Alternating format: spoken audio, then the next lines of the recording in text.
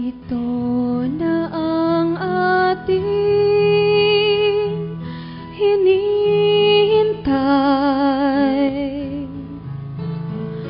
Ito ang araw sa ating buhay. Hahawakan ko ang iyong mga kamay habang tayong dalawa'y maglalakbay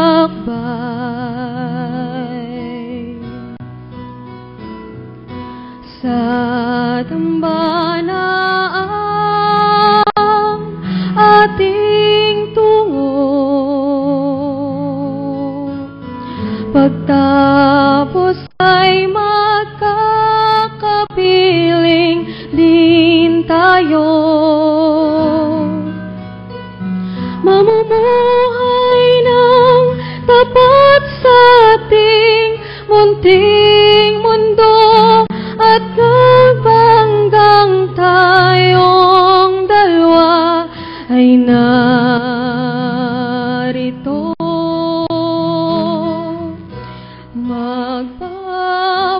Magpapaalam na sa ating ama't ina, pagkat tayong dalawa'y nais na magsama. Ating itatayo sariling tahanan na di mabubuwag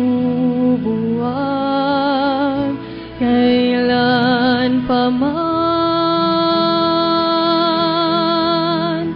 Kahit na ilang bagyo ang magdaan,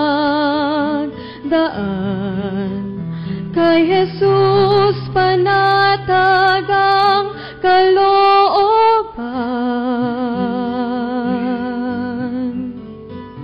Pagkat siya ang patnubay at ang pag-asa na magbibigay lakas sa ating buhay. Magpapaalam na sa ating ama't ina, pagkat tayong dalawa'y nais na magsama. Ating itatayo sariling tahanan na di mabubuwag kailan pa man. Mawalay man, nariyan pa rin. Kayo'y laging laman ng damdamin, nagniningning. Magpapaalam na sa ating ama't ina, pagkat tayong dalawa'y nais na magsama. Ating itatayo sariling tahanan na di mabubuwag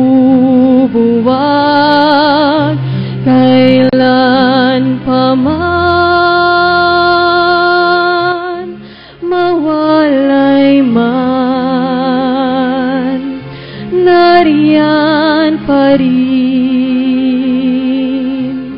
Kayo'y laging laman ng damdamin.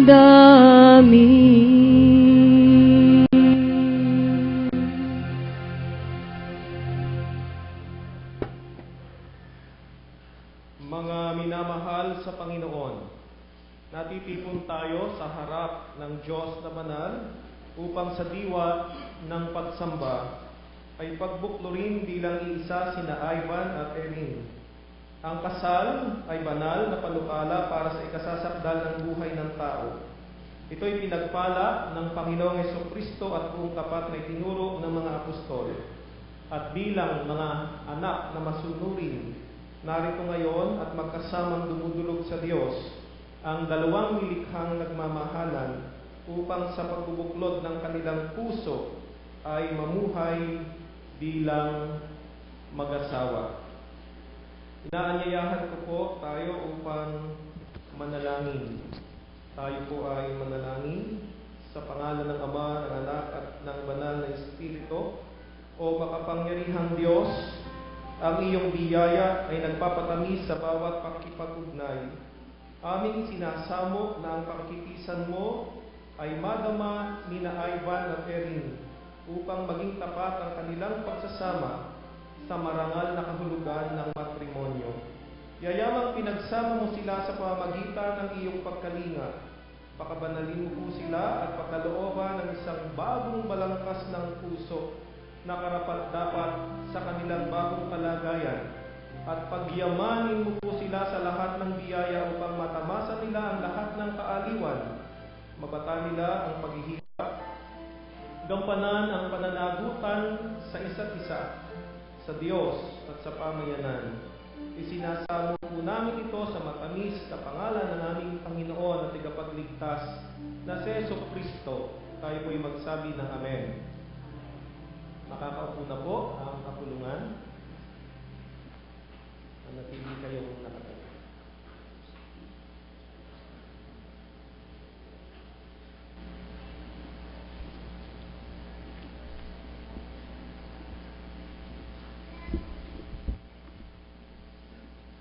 Ang pagbasa mula sa Lumang Tipan.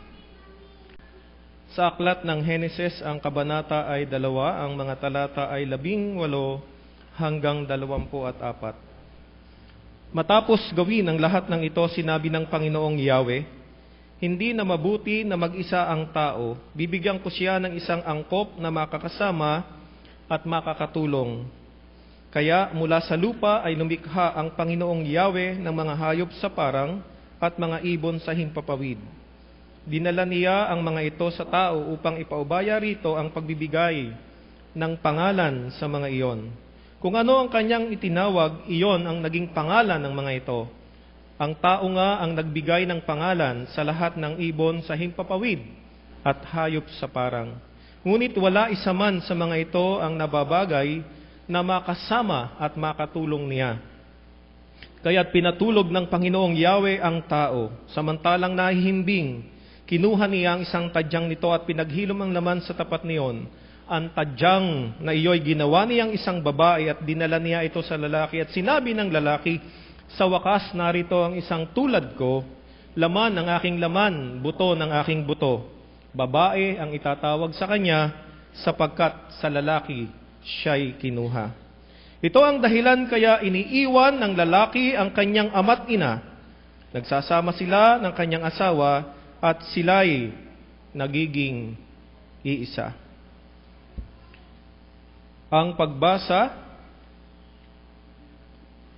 sa Bagong Tipan, tayo pong lahat ay magstayo mula sa sulat ni Apostol Pablo sa unang Korinto, ang mga kabanata ay 13, mga talata 4 hanggang 7 at talata 13. Ang pag-ibig ay matyaga at magandang loob, hindi maiinggitin, hindi mayabang ni mapagmataas man, hindi magaspang ang pag-uugali, hindi makasarili, hindi magagalitin o mapagtanim sa kapwa. Hindi niya ikinatutuwa ang gawaing masama, ngunit ikinagagalak ang katotohanan. Ang pag-ibig ay mapagpatawad, mapagtiwala, puno ng pag-asa at mapagtiis hanggang wakas. Kaya't ang tatlong ito ay nananatili, ang pananampalataya, ang pag-asa at pag-ibig. Ngunit ang pinakadakila sa mga ito ay ang pag-ibig. tinanggap natin ang pinakamatamis na biyaya, ang banal na karunungan ng Panginoon mula sa pagkarinig natin sa bahagi ng banal na kasulatan. Tayo po'y magsabi ng Amen. Manatili pong nakatayo ang mga ninang at ninong at makakaupo na po ang kapulungan.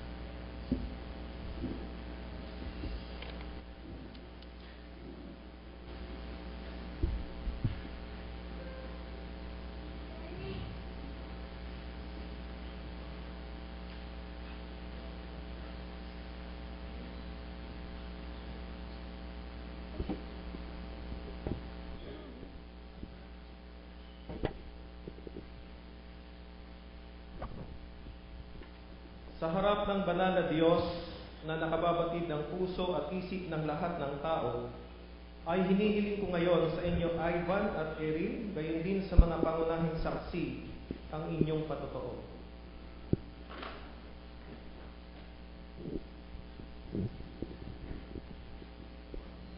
Sa harap ng Diyos ay pinapatunayan po namin na malinis ang aming budhi at walang sukat na makakahadlang sa pasyon namin magpakasal sa isa't isa. Mula po sa mga ninang at ninong.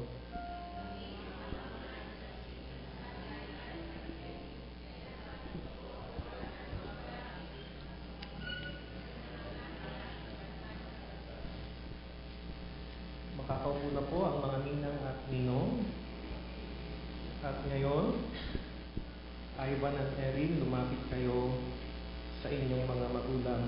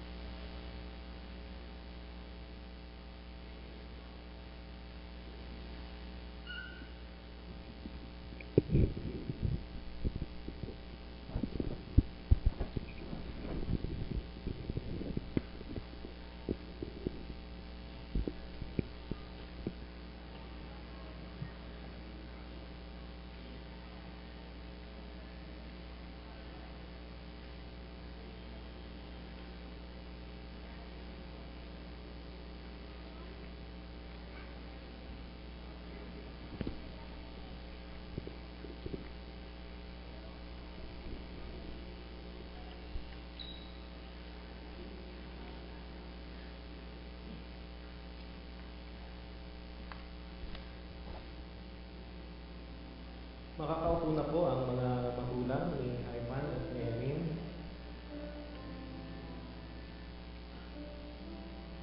Ivan, tinatanggap mo ba si Erin upang maging kabiyak ng iyong puso na lagi mo siyang mamahalin maging sa hirap o ginhawa, sa lungkot man o ligaya, at sa pagkakasakit o kalusugan man habang kayong dalaway nabubuhay? Opo. Erin, tinatanggap mo ba si Ivan upang maging kabiyak ng iyong puso na lagi mo siyang mamahalin sa hirap o ginhawa, sa lungkot man o ligaya, at sa pagkakasakit o kalusugan man habang kayong dalaway nabubuhay? Opo. Amen. Umarap kayo sa isa't isa. Hawakan ninyo, maghawak kamay kayo.